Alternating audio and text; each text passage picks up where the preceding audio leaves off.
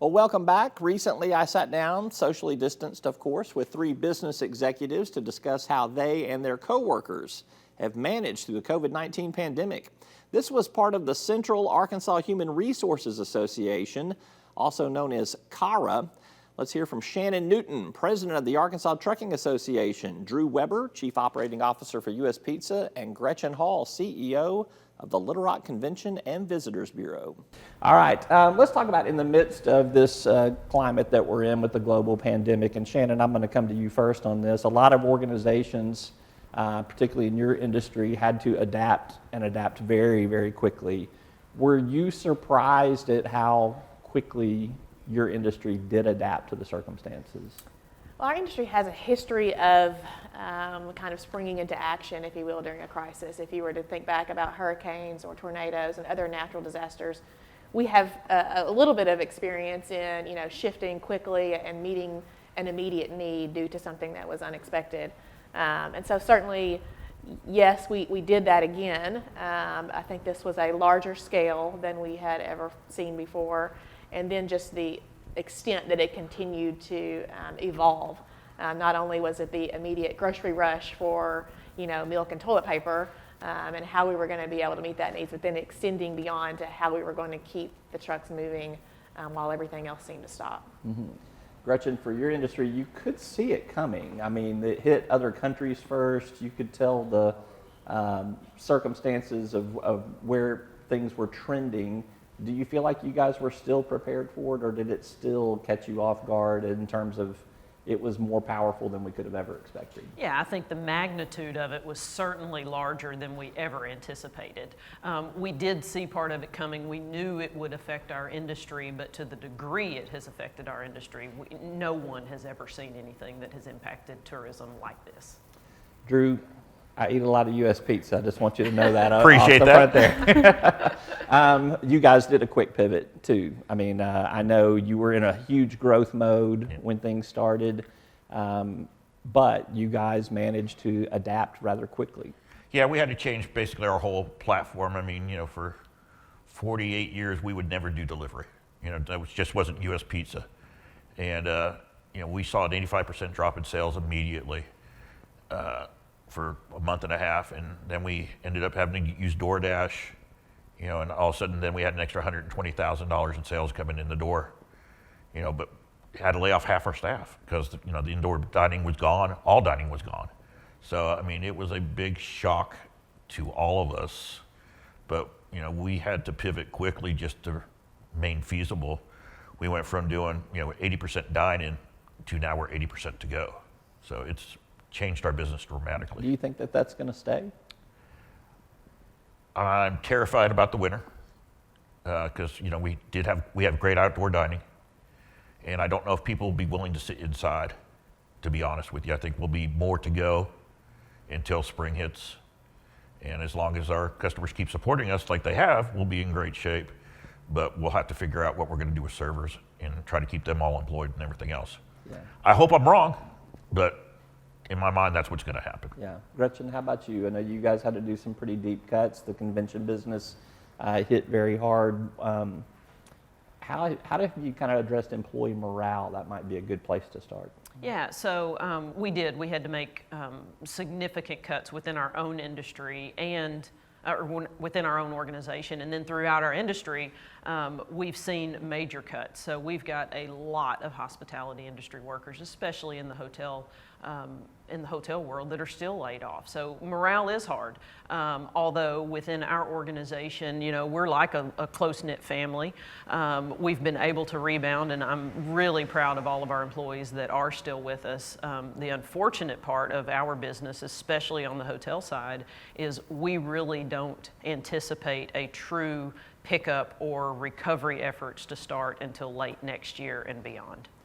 Drew is not going to like that answer, so. No, I mean, I'm waiting for 2022, to be honest with you. Yeah. I don't see anything turning around or getting massively better to where people feel comfortable until they believe in a vaccine, until there is a vaccine, to feel comfortable enough to dine in. I don't see us being allowed to have parties. We're known for being able to put 20 tops together. we can't do that right now. And trying to convince the public we can't do that is sometimes difficult as well. But until that changes again, we're going to have to keep, doing. We've added cashiers, we've added telephones, we changed phone systems through all of this to be able to serve people quicker, better, and more efficiently. So I don't see it changing anytime soon. Yeah, Shannon, let's talk about, you might speak from this from an association perspective as well as an industry perspective. How did employee morale get impacted at the trucking companies that you represent? Did you have any internally that you had to deal with? So the impact, the negative impact, if you will, on the trucking industry was pretty short-lived. We experienced probably about 3 months of uncertainty and reduced demand while you had major manufacturing shut down, the unanticipated nature of, food service and some of those things that initially went way down before they were able to figure out how to recover. So the actual layoffs and reorganization was really short-lived and probably pretty narrow impact on the trucking industry, because we are now at pre-pandemic levels in the trucking industry, as far as goods being moved and service. So on that side, the morale is really good as long as you can be safe. So the attention's kind of turned to we're moving, we're continuing to work, we're continuing to deliver services, but how do we do so in a safe way so that the employees feel comfortable continuing to work, continuing to meet the needs of the customers? Certainly in the nonprofit world, which is the organization that I'm responsible for, that's had a pretty dramatic impact on just not being able to have events, not being able to have, just like the Human Resources Association is having this event virtually. If it were in person, then they would have people here and people would pay for breakfast, and you would have additional engagements and opportunity to raise funds to offset some of your hard costs. And so while we have maintained our staff, it's certainly been something that gives you angst, particularly planning for next year. If we're not able to have large events or certain types of fundraisers, and what does that look like going forward, and how long should we prepare to be in that phase, is something that from a nonprofit stance is certainly still a little bit unsure. Yeah. Gretchen, let's talk about employee safety, worker safety. What did you guys institute quickly? What do you think stays in place, maybe even for the next 6 months or foreseeable future? Yeah, so I think a lot of the safety protocols that we have now put in place on the facility side, I think they're going to be with us for a long time, and that includes, increased sanitation. That includes the sanitation stations, if you will. I think events will remain spaced out a little bit more and utilize larger spaces than they have in the past, and I think that's going to stay with us for a long time in the future. We made a lot of new protocols for our internal offices as well. We went to a virtual environment, and we're kind of in a hybrid environment now, if you will. Some of our jobs require people to be on site, and we've implemented a ton of protocols to keep them safe. And then the jobs that are able to be in a virtual environment or still have that flexibility to do so. Drew, you guys are in an industry, and your business is kind of founded on sanitation. Right. I mean, you got to be careful, and Right. always have been, because of food preparedness and health and safety guidelines. You had to go even further than that. How much further above normal did you have to go? Oh, I mean, it's unbelievable what we've had to do with CDC guidelines and everything else. We have to have a sanitation person on, or at least somebody who's able to wipe down, clean, sanitize everything with either a peroxide-based chemical or something that causes COVID-19 within a few seconds. Servers have to change out gloves every time they do something different, and we've never had people wear gloves. And if you don't know about the glove industry, it was $35 a case. It's now $108 a case. I calculated when it was $35, it was costing us $3 just to start a table every single day. So the costs have been huge on our side as far as the safety and sanitation. Then, everybody has to wear masks, which was really hard for people to get used to. And still is. Still is, frankly. yeah. And of course, the kitchen guys, when they were in front of the ovens, weren't required to wear masks. But we had our kitchens were all open, and customers didn't understand that. So we finally ended up putting everybody in gaiters, just so they don't pass out in front of the ovens.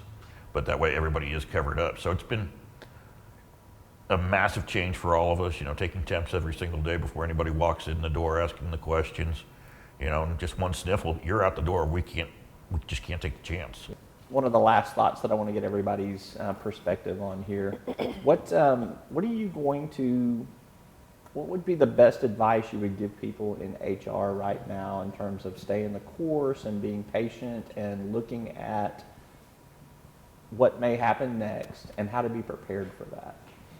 So one of the things I think that has been most challenging from an HR perspective during this pandemic, and it's going to be in our industry for the foreseeable future, is how do you stay connected? How do you provide those services to the employees that really need them? And we've tried to do that through a variety of things, but that HR professional is so important. So how do you remain engaged with the employee when you're in kind of this virtual environment or a hybrid environment? And sometimes that's just reaching out and making sure they know that you're available. For us, sometimes it's going old school, and I've sent more mail and used more stamps during this pandemic than I've probably used in years. And some of it was as simple as sending a birthday card to someone just so that they know you're still thinking about them and that you're there for them. And so I think just keeping that engagement is going to be so important for morale and just, personal benefit in the future. Yeah. Drew, how about you? I know our biggest challenge right now with HR is we're just killed by COVID. One sniffle, two sniffles, all right, you're out for 72 hours, you're out for 70, and just trying to keep track of it. Kelly at the office, I feel sorry for every day when she shows me her packet just for the week of how many people are out sick. And making sure, one, do they qualify to get paid? How to make sure they stay with us. When we shut down 3 stores and we ended up paying almost $50,000 in sick pay because one person quarantined 62% of our staff. Well, you can't stay open. Yeah. So, those are the challenges for the HR person is going, who do I call? What do I do? And we're trying to be so upfront with our employees. It's overwhelming. And I think it will be even worse through this winter time. And I hope we don't have to close down, but when we do, we have to communicate with those employees and, trying to call 19 to 20-year-olds, and then your mom and dads get involved real fast. So it's a challenge. It's not a fun challenge for HR. And I think it's going to be really tough for the next few months for them. Because we obviously are hitting flu season and we see everything that's going on right now. Yeah. Your head of HR is not near retirement age, is he or she? No, she is not, thank goodness.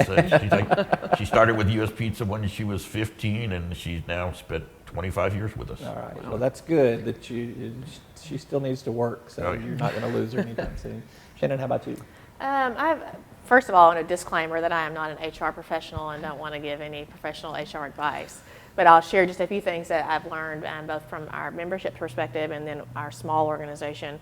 Trucking companies, for the most part, your frontline workers are incentivized to work.